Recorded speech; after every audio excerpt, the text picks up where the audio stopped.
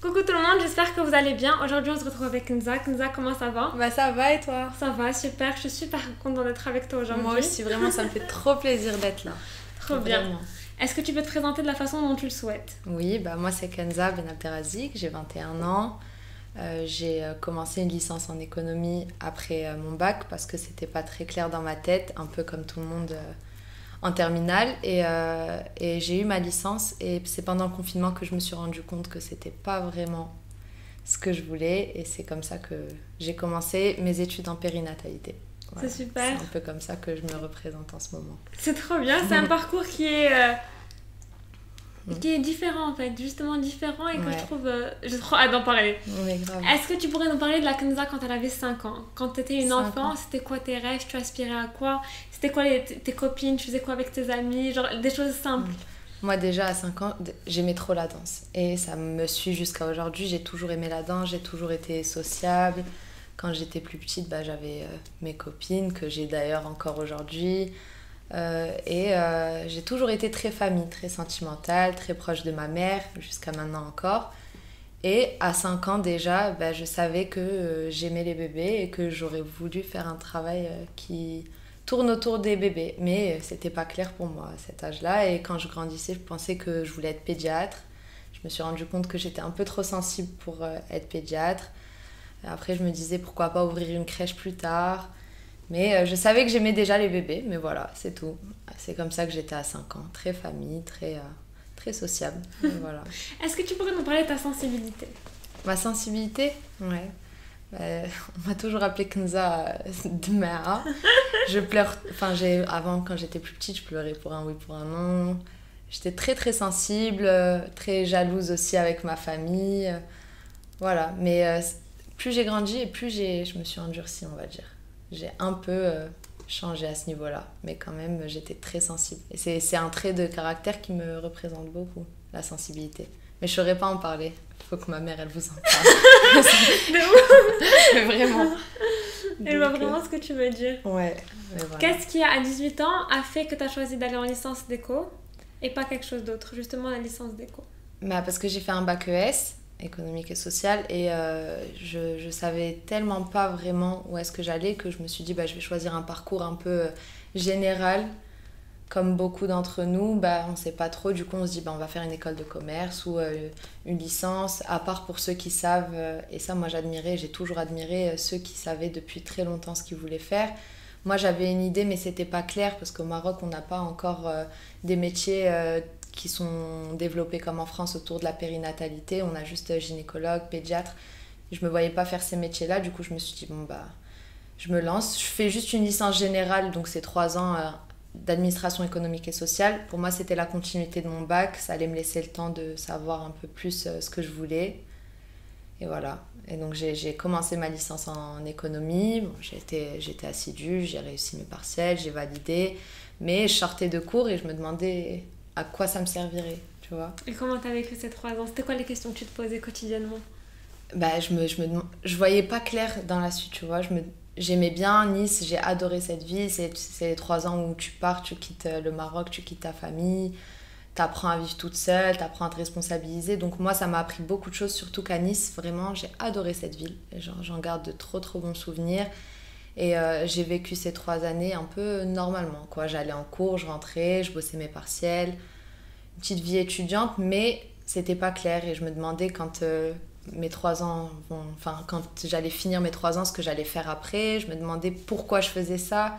Tu sais, j'avais pas de visibilité, en fait. J'allais là-bas, je voulais valider pour valider, mais je savais pas pourquoi. Tu vois ce que je veux dire? Genre, je savais juste pas pourquoi je devais valider cette licence. Qu'est-ce qu'elle va m'apporter de plus? Et qu'est-ce qui a fait que tu l'as réussi cette licence? Même si tu connaissais pas ton why, comme on dit. Ouais, honnêtement, je pense que c'est juste question de caractère. Je savais que si j'étais à Nice, c'était pour faire mes études. Donc pour moi, c'était évident qu'il fallait que je la valide parce que sinon, je rentre au Maroc. Du coup, ça sert à rien de faire payer un appart, toute la vie étudiante que ça coûte pour pas valider. Du coup, je savais qu'il fallait que je valide, mais je savais pas pourquoi. Donc j'allais en cours, je bossais. Tu sais, c'est le genre de cours, donc t'apprends, et après les partiels, t'as plus rien dans la tête, tu vois. Donc c'est vraiment, t'apprends juste pour réussir sans vraiment savoir pourquoi t'apprends. Mais je voulais valider parce que, voilà, il faut, quoi. Je trouve que ça fait toi quelqu'un de hyper responsable et hyper Ouais, déterminé. c'est vrai que genre niveau études et tout, j'ai été aussi enfin choquée de moi-même, tu vois. Parce que quand j'étais plus jeune, donc primaire et tout, j'étais toujours sur la lune. Et après, quand je suis arrivée en cinquième, j'ai rencontré Emma, qui est ma meilleure amie. Et Emma, elle a une vision très, tu vois, elle est très scolaire quand elle était plus jeune. Pour elle, c'est important de réussir et ça passe par l'école. Et elle m'a inculqué ça. Et depuis la cinquième, j'ai toujours... le travail, c'est une place hyper importante chez moi. Du coup, je me donnais à fond et j'ai continué ça après le bac. Voilà. C'est fou comment tu t'es fait... En fait, t'as bien été entourée, ça t'a influencé Ouais. de façon hyper positive. Ah oui, c'est clair. C'est Et clair.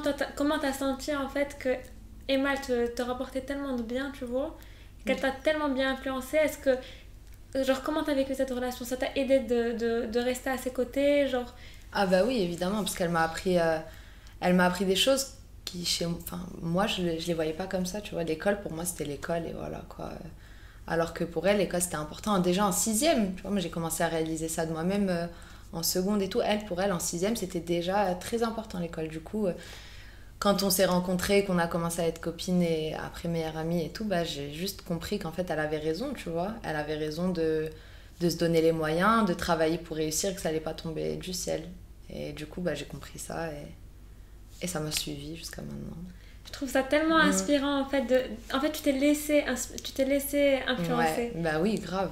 Bah, c'est le but aussi des fréquentations et des relations, c'est d'apporter quelque chose, tu vois.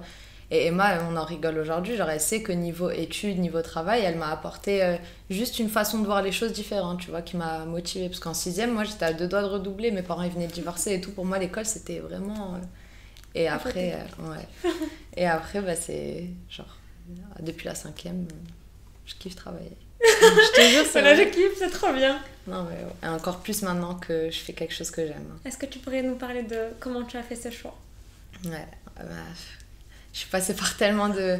Bah, en fait, donc, quand j'ai validé ma licence, ma dernière année de licence, donc je me disais, mais qu'est-ce que je vais faire? Et je voulais faire un truc où on a des relations humaines, etc. Et on m'a parlé de communication. Donc j'ai passé un concours pour une école de com que j'ai eu. Et je me suis dit, bon bah ok, je vais continuer et je vais en licence en master de communication. Donc j'ai déménagé de Nice, je suis allée à Paris et j'ai commencé après le confinement, donc après le premier confinement, j'ai commencé mon école en communication. Et là, déjà pendant tout le confinement, je réalisais, j'ai lu beaucoup de livres pendant les 3 ans à Nice, j'ai regardé plein de documentaires et j'ai vu qu'il y avait tellement de métiers autour de l'accompagnement à la naissance et des trucs qui ne sont vraiment pas reconnus au Maroc, qui n'existent pas au Maroc, qu'on pourrait apporter pour changer les mentalités et tout. Et je me suis dit, mais en fait, c'est ça qui me plaît. C'est vraiment ça, c'est l'accompagnement de la femme enceinte, c'est l'accompagnement de l'après-accouchement, que les femmes, elles ont vraiment besoin de ça. Pas que les femmes, les couples en général, que c'est une période trop importante de leur vie, qu'il faut être préparé psychologiquement, physiquement pour avoir la force et la confiance de se dire que on peut accoucher toute seule. Je sais pas comment expliquer que nous, les femmes, en nous, on a tout ce qu'il faut pour accoucher toute seule. Pas toute seule à la maison évidemment, mais toute seule en confiance quoi. Se sentir actrice de son accouchement.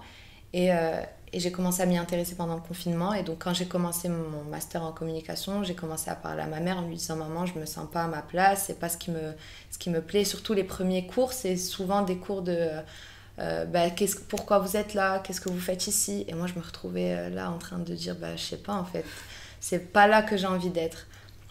Donc j'ai commencé à en parler à ma mère m'a dit non, tu vas finir ton master, il te reste 2 ans, tu vas finir, tu auras 23 ans, c'est rien, tu finis ton master. Je lui dis maman s'il te plaît, j'ai pas envie.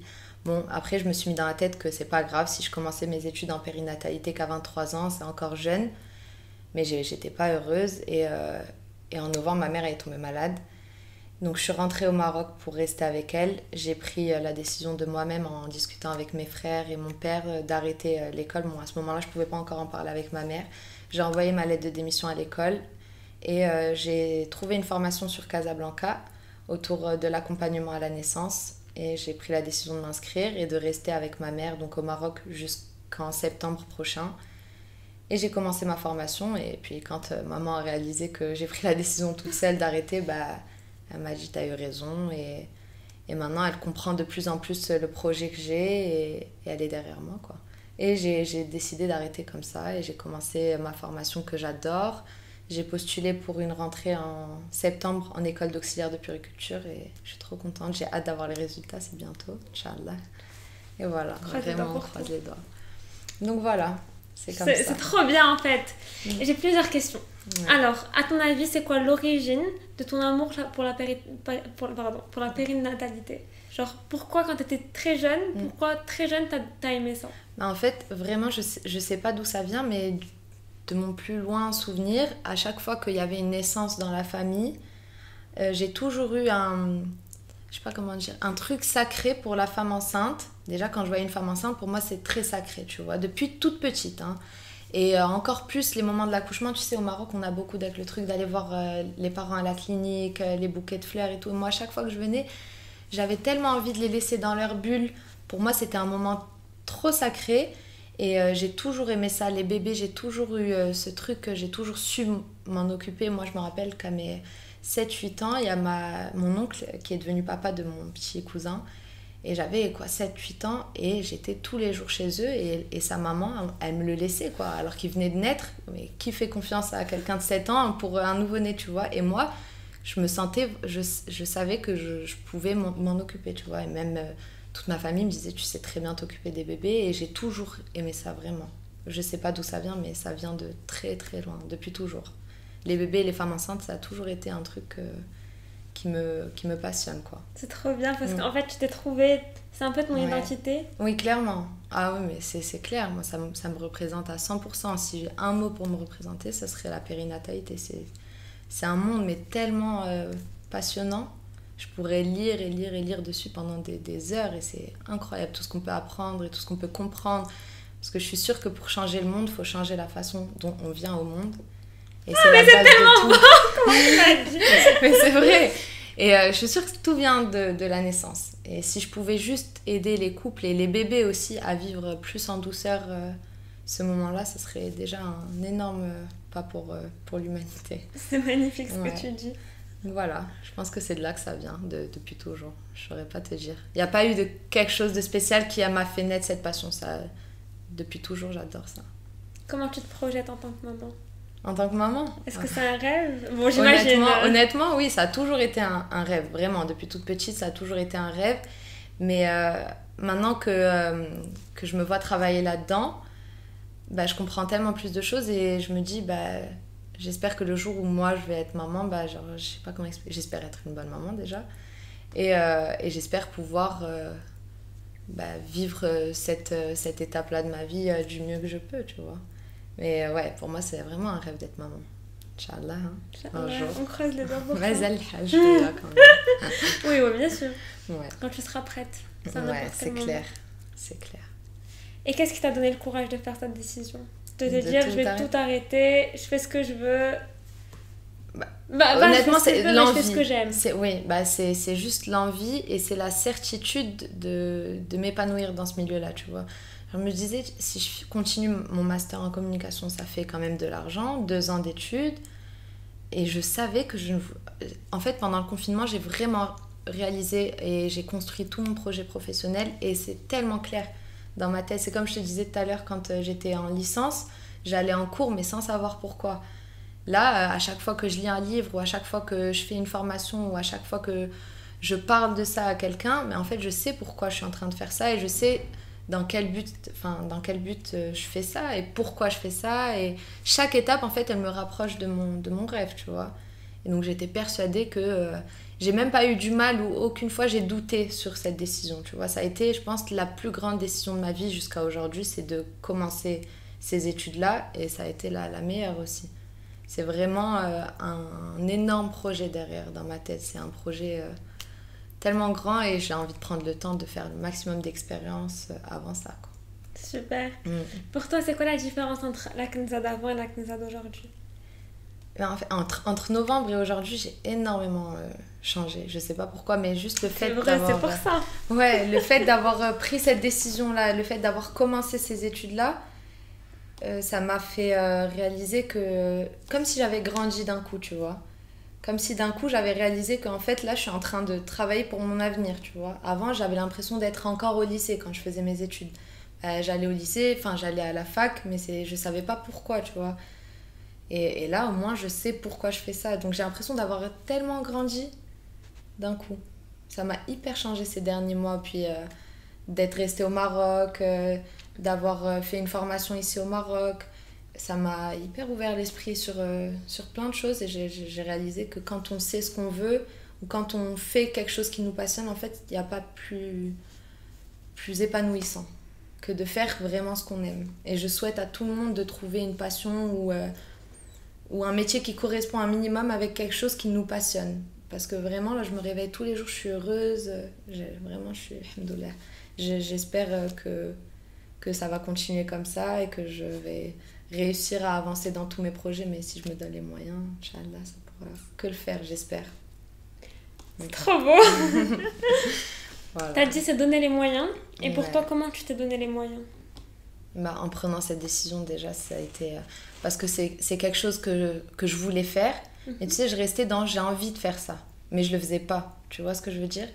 Et juste à partir du moment où j'ai pris la décision d'arrêter l'école et de chercher de moi-même des formations, bon, ici au Maroc, il n'y en a qu'une, c'est à Casa, et de la trouver, d'envoyer mon dossier, de postuler pour l'année prochaine, tout ça, c'est ça, me donner moyen, c'est juste de faire en sorte de faire moi des choses qui vont me rapprocher de mon rêve, tu vois, de pas rester en train de dire je rêve de faire ça sans rien faire pour y arriver, parce que ça peut pas tomber du ciel, tu vois.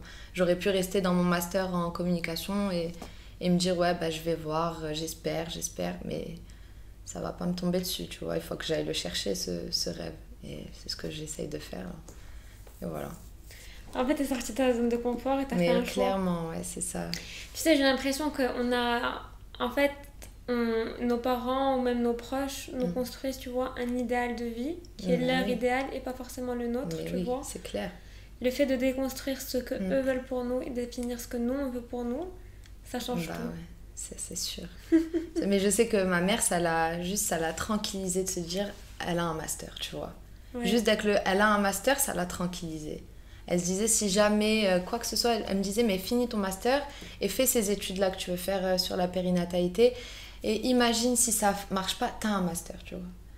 Moi, c'est énervant parce moi, je pense pas comme ça, tu vois. Je me dis juste au pire des cas, si ça marche pas, j'ai une licence et je ferai un master plus tard. Tu vois ce que je veux dire? Mais j'ai pas envie de faire ce master. Il va m'apporter quoi? Tu vois? En fait, malheureusement, c'est la société qui nous dit écoute, un bac plus 3, c'est juste un bac plus 3. Un bac plus 5, ok. Ouais, c'est ça. Et t'as besoin d'avoir ce bac plus 5 pour dire à la société ouais, c'est bon, j'ai un bac plus 5. Alors que c'est juste pour le dire, tu vois, juste pour cocher une case. Mais aussi, c'est vrai que les études en périnatalité, ici au Maroc, tu vois, ça n'existe pas. Donc pour ma mère, c'était quelque chose de qu'est-ce qu'elle veut faire ma fille, tu vois. Alors que faire une école de com, rentrer, travailler dans une boîte de com, c'est juste la facilité ou pas forcément la facilité parce qu'il y a des gens qui veulent faire ça et qui sont à fond là-dedans, qui aiment ça, mais c'est juste la normale, tu vois. Elle a fait une école de commerce ou elle a fait une école de com ou elle est médecin ou tu vois, études en périnatalité, ouvrir un centre de bien-être autour de la femme enceinte, genre ma mère elle me regardait comme ça, elle me disait mais les mentalités ici au Maroc qui va, tu vois, et c'est vrai. Mais mon but, c'est de changer un peu ces mentalités, tu vois. Surtout à Marrakech, il y a une grande communauté qui s'ouvre, tu sais, à l'hypnose, à la naturopathie, à l'aromathérapie. C'est plein de nouvelles... La médecine chinoise, c'est plein de nouvelles choses qui cartonnent en ce moment parce que les gens, ils comprennent qu'on peut se soigner naturellement, notre corps, il est fait pour... Il faut juste lui donner les bons aliments. Et tout ça, c'est quelque chose qui, avant, les gens n'y pensaient pas, tu vois. Et ici, à Marrakech, ça se développe de plus en plus. Donc je suis persuadée qu'avec le temps, les gens ils vont vouloir même pendant la grossesse se préparer. Moi je vois juste les amis à mon frère. C'est une nouvelle génération qui maintenant quand leur femme elle tombe enceinte, ils cherchent quelqu'un pour les préparer à l'accouchement. Tu vois, c'est quelque chose qui se développe et pourquoi pas aider à développer ça, tu vois. T'es super ambitieuse et tu crois en toi et c'est beau à voir. C'est juste que j'aime ça, tu vois. J'espère vraiment essayer de changer un peu... tout ça, ouais. C'est quoi les remarques que tu as eues Est-ce que tu as eu des remarques assez négatives En fait, tu vois, les gens jugent une façade sans vraiment, tu vois. Ouais. Est-ce que tu as eu, tu vois, un sentiment par Honnêtement, rapport aux Honnêtement, niveau amitié, ouais. Pas du tout. Okay. Genre, toutes mes amies, vraiment toutes, elles étaient toutes derrière moi. Elles m'ont toutes dit, mais c'est incroyable, t'as raison de faire ce que t'aimes. Vraiment, genre, la famille... genre ça dépend. Mes frères, non, et mes frères, ils ont cru en moi. Ils me disent c'est top d'avoir quelque chose qui se démarque, de faire ce que tu aimes. Tu peux pas juste continuer des études qui te plaisent pas et tout. Et après, comme je t'ai dit, c'est un peu juste, tu sais, les parents, les grands-parents qui comprennent pas tellement et qui se disent Haram, elle a pas fini son master. Tu vois ce que je veux dire? Le fameux master. Alors que pour moi, c'est haram si j'avais continué mon master. Je sais pas comment t'expliquer. Genre, c'est une perte de temps, une perte d'argent. Et surtout, juste pour moi, c'est vraiment une perte de temps. Parce que les 2 ans de mon master, je peux faire des formations partout dans le monde pour apprendre encore plus et pour faire ma formation d'auxiliaire de puériculture, faire plein de formations autour des massages de la femme enceinte, massage bébé, la naturopathie autour de la femme enceinte, plein de choses. J'ai plein de formations à faire, tu vois, il y en a plein. Réflexologie plantaire, thalasso bébé. Voilà, Kenza nous déroule tous les trucs. Préparez-vous. Préparez-vous. Tu seras prête dans combien de temps pour qu'on puisse se préparer à tomber enceinte, pour que tu nous accompagnes? Dans 3 ans, c'est bien. Dans 3 ans, vous pouvez commencer. Dans 3 ans, vous pouvez commencer. Non, Inch'Allah, moi c'est mon rêve aussi de plus tard pouvoir faire des massages à des filles avec qui j'ai grandi ou les préparer à l'accouchement. Mais c'est vrai, tu vois, c'est un moment tellement important et si un jour on me fait confiance pour aider dans ce moment-là, c'est juste magnifique pour moi. Vraiment, c'est mon Inch'Allah. Vivre de sa passion. Ouais, vraiment. Et je souhaite à tout le monde de faire ça. Si tu avais un conseil à donner à ces personnes qui ont besoin, tu vois, de suivre leurs rêves et qui ont peur, mais qui ont peur de leurs parents, leur entourage. Allez-y, parce que vous vivez pour vous au final. On ne vit pas pour... Nos parents, ils nous veulent que du bien, ça c'est évident. Et il ne faut pas leur en vouloir parce qu'ils ont juste une vision un peu ancienne, on va dire, ou juste très conformiste, tu vois, il faut... mais si vous croyez en vous, si vous voyez le potentiel dans ce que vous voulez faire, et juste si ça vous rend heureux, juste allez-y, parce que si vous êtes heureux, au moins, vous allez être heureux toute votre vie, tu vois. Moi, je veux pas faire un truc pour juste gagner des milliards, tu vois. Bien sûr, évidemment, on a envie de gagner notre vie pour subvenir à nos besoins, pour fonder notre famille, pour avoir une stabilité, c'est évident, tu vois. Mais le plus important, c'est d'être heureux au final. C'est juste de se réveiller, d'être heureux d'aller au travail et de vouloir toute sa vie se former autour de ça et d'enrichir notre intérieur, tu vois. Pour moi, c'est ça le bonheur. Et là, je sens que j'enrichis... Tu te sens heureuse? J'enrichis la Kenza. Bah oui, enfin, je sais pas si on peut dire heureuse, oui, on peut toujours se donner les moyens de l'être encore plus, mais j'ai franchi un cap dans ma vie qui m'a fait grandir et qui m'a ouvert un peu je me sens plus heureuse en tout cas qu'il y a 9 mois, quoi. Ça, c'est clair. Ouais, complètement. C'est magnifique, vraiment. Ça nous emmène vers la dernière question du podcast qui est Kenza, pour toi, c'est quoi devenir adulte? Même si j'imagine la réponse. Devenir adulte, mais ça, c'est un truc qui m'angoisse un peu. Enfin, qui m'angoisse, non, mais je me disais, là, on est vraiment dans une période de notre vie où on n'est ni adulte, ni ado, ni... Tu vois ce que je veux dire?